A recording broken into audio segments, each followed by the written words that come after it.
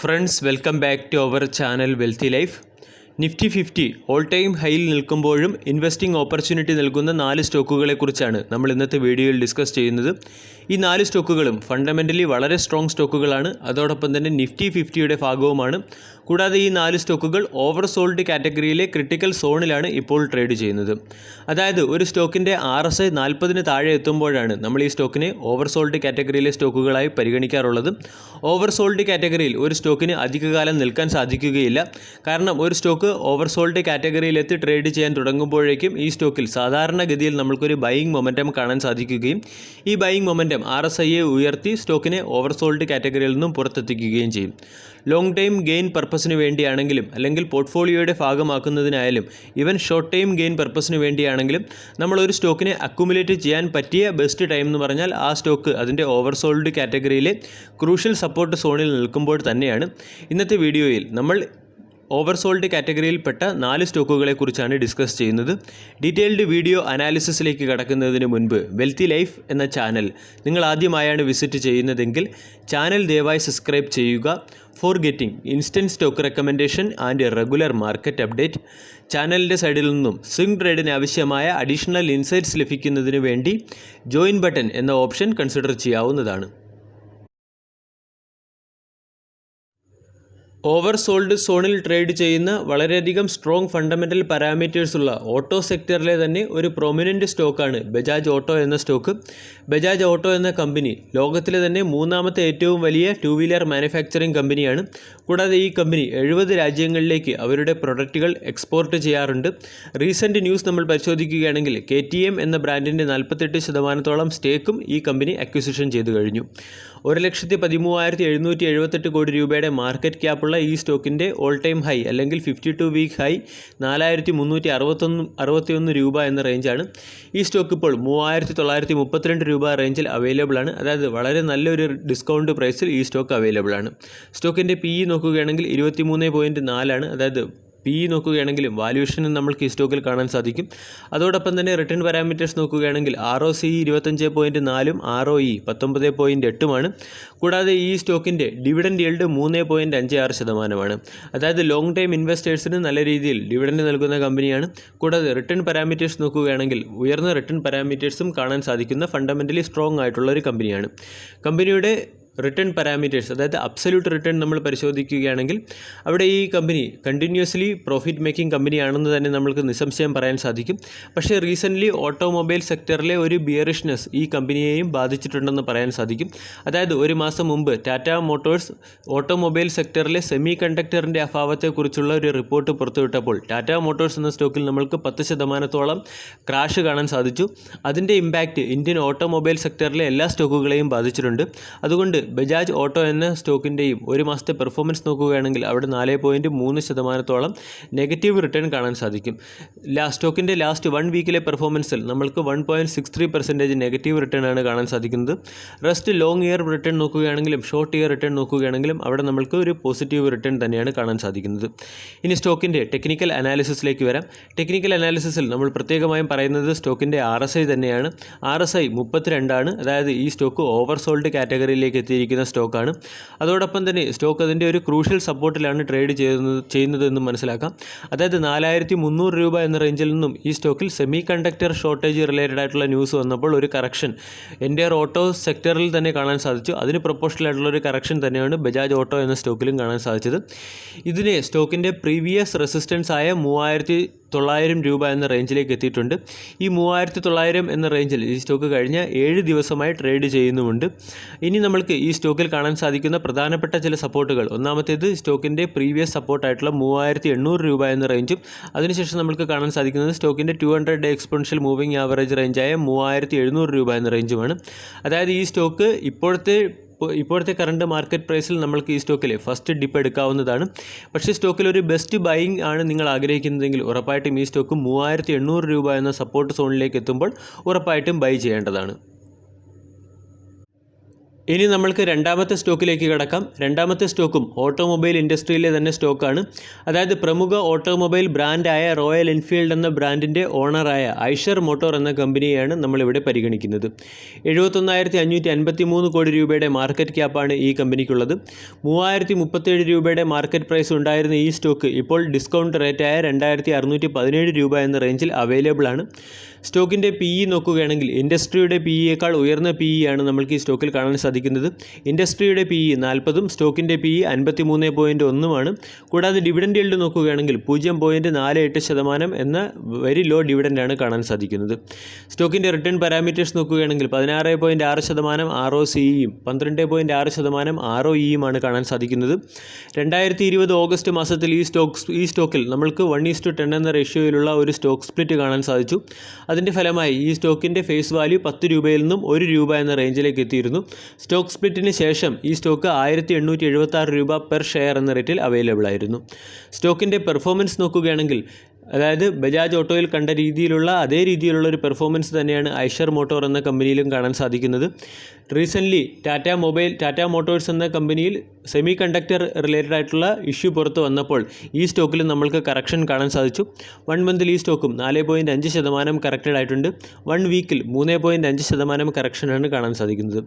മറ്റുള്ള long time performance നോക്കുകയാണെങ്കിൽ long ടൈമിൽ നല്ല രീതിയിൽ വെൽത്ത് ജനറേറ്റ് ചെയ്തു തന്ന ഒരു സ്റ്റോക്കാണ്. സ്റ്റോക്കിൻ്റെ 4 ഇയർ റിട്ടേണും 3 ഇയർ റിട്ടേണും നെഗറ്റീവ് ആകാനുള്ള പ്രധാനപ്പെട്ട കാരണം ഓട്ടോമൊബൈൽ ഇൻഡസ്ട്രി കഴിഞ്ഞ 3 മുതൽ 4 വർഷത്തിന് മുൻപേ ഫേസ് ചെയ്തിരുന്ന ഹഡിൽസിൻ്റെ ഫലമായിട്ടാണ് ഈ സ്റ്റോക്കിൽ ഈ റീജിയനിൽ നെഗറ്റീവ് റിട്ടേൺ കാണുന്നത്. ഇനി നമ്മൾക്ക് സ്റ്റോക്കിൻ്റെ ബാലൻസ് ഷീറ്റ് പരിചയപ്പെടാം. അതായത് വളരെ സ്ട്രോങ് ബാലൻസ് ഷീറ്റ് തന്നെയാണ് ഈ സ്റ്റോക്കിൽ കാണുന്നത്. 2013 മുതൽ കമ്പനിയുടെ റിസർവ്സ് നമ്മൾ നോക്കുകയാണെങ്കിൽ 2,028 കോടിയിൽ നിന്നും 11,411 കോടിയിലേക്ക് കമ്പനിയുടെ റിസർവ് വളർന്നു കഴിഞ്ഞു. ഓട്ടോമൊബൈൽ കമ്പനികളുടെ മുകളിൽ വളരെ വലിയ ഡെപ്റ്റാണ് നമ്മൾക്ക് പലപ്പോഴും കാണാറുള്ളത്.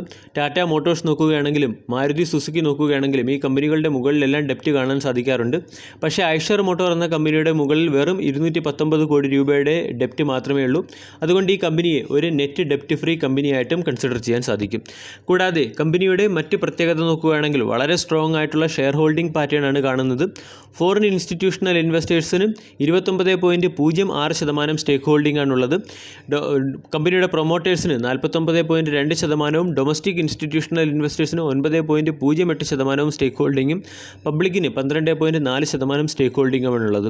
വളരെ സ്ട്രോങ് ആയിട്ടുള്ള ഒരു സ്റ്റേക്ക് ഹോൾഡിംഗ് പാറ്റേൺ തന്നെയാണ് ഈ കമ്പനിയിൽ കാണാൻ സാധിക്കുന്നത്. സ്റ്റോക്കിൻ്റെ ഡെയിലി ചാർട്ട് പാറ്റേൺ നമ്മൾ പരിശോധിക്കുകയാണെങ്കിൽ അവിടെ ഈ സ്റ്റോക്ക് കഴിഞ്ഞ 2 മാസമായി 20-യുടെ എക്സ്പോണൻഷ്യൽ മൂവിംഗ് ആവറേജ് റേഞ്ചിനെ സപ്പോർട്ട് ചെയ്തുകൊണ്ടുള്ള ഒരു മൂവ്മെൻ്റ് ആയിരുന്നു കാണിച്ചത്. അതിനുശേഷം കഴിഞ്ഞ 3 ട്രേഡിംഗ് സെഷൻ നമ്മൾ പരിശോധിക്കുകയാണെങ്കിൽ അവിടെ 20-യുടെ എക്സ്പോണൻഷ്യൽ മൂവിംഗ് ആവറേജ്, 50-യുടെ എക്സ്പോണൻഷ്യൽ മൂവിംഗ് ആവറേജ് തുടങ്ങിയ ക്രൂഷ്യൽ സപ്പോർട്ടുകൾ ബ്രേക്ക് ആയി കഴിഞ്ഞു. ഇനി സ്റ്റോക്കിന് മുന്നിലുള്ള ഏറ്റവും പ്രധാനപ്പെട്ട സപ്പോർട്ട് സ്റ്റോക്കിൻ്റെ 2,500 രൂപ എന്ന് പറയുന്ന സൈക്കോളജിക്കൽ ലെവലും അതുപോലെ തന്നെ 2,515 രൂപ എന്ന് പറയുന്ന സ്റ്റോക്കിൻ്റെ 200-ഡേ എക്സ്പോണൻഷ്യൽ മൂവിംഗ് ആവറേജുമാണ്. ഈ റേഞ്ചിലേക്ക് ഈ സ്റ്റോക്ക് വരികയാണെങ്കിൽ ഉറപ്പായിട്ടും നമ്മൾക്ക് നല്ലൊരു ഇൻവെസ്റ്റിംഗ് ഓപ്പർച്യൂണിറ്റി ഇവിടെ കാണാവുന്നതാണ്. ഇനി നമ്മൾക്ക് മൂന്നാമത്തെ സ്റ്റോക്കിലേക്ക് കടക്കാം. FMCG സെക്ടറിലെ മാർക്കറ്റ് ലീഡർ കമ്പനിയായ ഹിന്ദുസ്ഥാൻ യൂണിലിവർ ലിമിറ്റഡ് എന്ന കമ്പനിയാണ് മൂന്നാമത്തെ സ്റ്റോക്ക്. ഈ സ്റ്റോക്കിൻ്റെ പെർഫോമൻസ് നമ്മൾ നോക്കുകയാണെങ്കിൽ FMCG സെക്ടറിലെ മാർക്കറ്റ് ലീഡർ കമ്പനിയായിട്ട് കൂടിയും പോസ്റ്റ് പാൻഡമിക്കിന് ശേഷം ഉണ്ടായ റാലിയിൽ ഈ കമ്പനിക്ക് ഒട്ടും പാർട്ടിസിപ്പേഷൻ ഇല്ല എന്ന് മനസ്സിലാകും. അതായത് 1 ഇയറിൽ ഈ സ്റ്റോക്ക് 5.51% റിട്ടേൺ മാത്രമാണ് നൽകിയത്. ഈ സമയത്ത് സെൻസെക്സ് നമ്മൾക്ക് 45%-ഓളം ഗെയിൻ തന്നു. സ്റ്റോക്കിൻ്റെ 6 മന്ത് പെർഫോമൻസ് അല്ലെങ്കിൽ ഇയർ ടിൽ ഡേറ്റിലെ പെർഫോമൻസ് നോക്കുകയാണെങ്കിൽ അവിടെ നമ്മൾക്കൊരു ഫ്ലാറ്റ് റെസ്പോൺസ് ആണ് കാണാൻ സാധിക്കുന്നത്. അതോടൊപ്പം തന്നെ ഹിന്ദുസ്ഥാൻ യൂണിലിവർ എന്ന കമ്പനിയിൽ റീസെൻ്റ്ലി വളരെ വലിയൊരു പ്രഷർ കാണാൻ സാധിക്കുന്നുണ്ട്. അതിൻ്റെ പിന്നിലെ ഏറ്റവും പ്രധാനപ്പെട്ട കാരണം രുചി സോയ എന്ന കമ്പനി ഏകദേശം 4,300 കോടി രൂപയുടെ ഒരു FPOയുമായി വരുന്നു എന്നുള്ളൊരു അനൗൺസ്മെൻറ്റ് തന്നെയാണ്.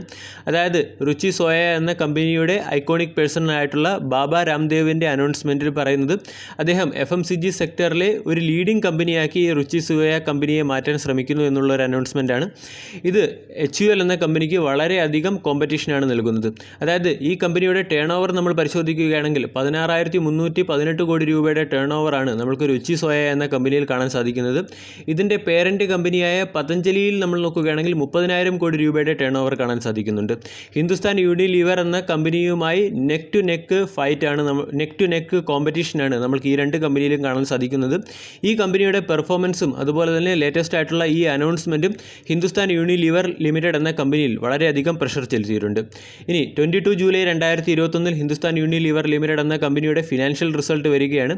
ഫിനാൻഷ്യൽ റിസൾട്ടിനോടനുബന്ധിച്ച് നമ്മൾക്ക് ഈ സ്റ്റോക്കിൽ ഒരു മൊമെൻറ്റമോ അല്ലെങ്കിൽ ഫിനാൻഷ്യൽ റിസൾട്ടിനോടനുബന്ധിച്ച് ഈ റേഞ്ച് ബൗണ്ടിൽ നിന്നും സ്റ്റോക്കിൽ നല്ലൊരു മൂവ്മെൻറ്റോ പ്രതീക്ഷിക്കാം. HULൻ്റെ എക്സ്പെക്റ്റഡ് അല്ലെങ്കിൽ മാർക്കറ്റ് എസ്റ്റിമേഷൻ നമ്മൾ പരിശോധിക്കുകയാണെങ്കിൽ അവിടെ കമ്പനിയുടെ പ്രോഫിറ്റ് ആഫ്റ്റർ ടാക്സിൽ 15.9% വർധനവാണ് പ്രതീക്ഷിക്കുന്നത്. 15.9% വർദ്ധിച്ച് 2179 കോടിയായി കമ്പനിയുടെ പ്രോഫിറ്റ് ആഫ്റ്റർ ടാക്സ് ഉയരും എന്നാണ് അരിഹന്ത് ക്യാപിറ്റൽ പറയുന്നത്. കമ്പനിയുടെ സെയിൽസിൽ 13.8% വർധനവാണ് എക്സ്പെക്റ്റ് ചെയ്യുന്നത്. ഇനി ഈ കമ്പനിയുടെ ഈ പെർഫോമൻസ് നോക്കി, അതായത് കമ്പനിയുടെ Q1 ഫിനാൻഷ്യൽ റിസൾട്ടിൻ്റെ മാർക്കറ്റ് എസ്റ്റിമേഷൻ നോക്കി വിവിധ ബ്രോക്കേജിംഗ് ഏജൻസികൾ ഹിന്ദുസ്ഥാൻ യൂണിലിവർ ലിമിറ്റഡ് എന്ന കമ്പനിക്ക് ടാർഗറ്റ് കൂടി നൽകിയിട്ടുണ്ട്. അതായത് ICIC ഡയറക്റ്റ് 2700 രൂപയുടെ ടാർഗറ്റും CLSA 2900 രൂപയുടെ ടാർഗറ്റുമാണ് നൽകിയിരിക്കുന്നത്. 2417 രൂപ എന്ന റേഞ്ചിൽ വളരെയധികം ഡൗൺ റിസ്ക് കുറവായിട്ടുള്ള ഈ സ്റ്റോക്കിൽ നല്ല രീതിയിലുള്ള ഒരു ഗ്രോത്ത് ഓപ്പർച്യൂണിറ്റിയാണ് കാണുന്നത്. നാലാമത്തെ സ്റ്റോക്കിലേക്ക് കിടക്കാം. FMCG സെക്ടറിൽ തന്നെ ബ്രിട്ടാനിയ എന്ന സ്റ്റോക്കാണ് ഓവർസോൾഡ് കാറ്റഗറിയിലെത്തിയ നാലാമത്തെ സ്റ്റോക്ക്. ബ്രിട്ടാനിയ എന്ന സ്റ്റോക്കിൻ്റെ RSI നമ്മൾ പരിശോധിക്കുകയാണെങ്കിൽ 31.5 എന്ന ലെവലിലേക്ക് ഈ സ്റ്റോക്കിൻ്റെ RSI എത്തിയിട്ടുണ്ട്. ബ്രിട്ടാനിയ എന്ന സ്റ്റോക്കിലും HUL എന്ന സ്റ്റോക്ക് പോലെ തന്നെ അല്ലെങ്കിൽ HUL എന്ന സ്റ്റോക്കിനേക്കാൾ വളരെ മോശമായൊരു പെർഫോമൻസ് ആണ് ബ്രിട്ടാനിയ എന്ന സ്റ്റോക്ക് നൽകിയത്. ലാസ്റ്റ് 1 ഇയറിൽ ഈ സ്റ്റോക്ക് -10.6% നെഗറ്റീവ് റിട്ടേൺ ആണ് തന്നത്. അതായത് സെൻസെക്സ് 45% ഗെയിൻ തന്നപ്പോൾ ഈ സ്റ്റോക്ക് 10% നെഗറ്റീവ് റിട്ടേൺ ആണ് തന്നത്. 6 മന്തിൽ ഈ സ്റ്റോക്ക് -4.6% നെഗറ്റീവ് റിട്ടേണും 1 മന്തിൽ ഈ സ്റ്റോക്ക് 5% കറക്ഷനും സംഭവിച്ചു കഴിഞ്ഞു. സ്റ്റോക്കിൻ്റെ ലാസ്റ്റ് 1 വീക്കിൽ ഫ്ലാറ്റ് റെസ്പോൺസ് ആണ് കാണാൻ സാധിക്കുന്നത്.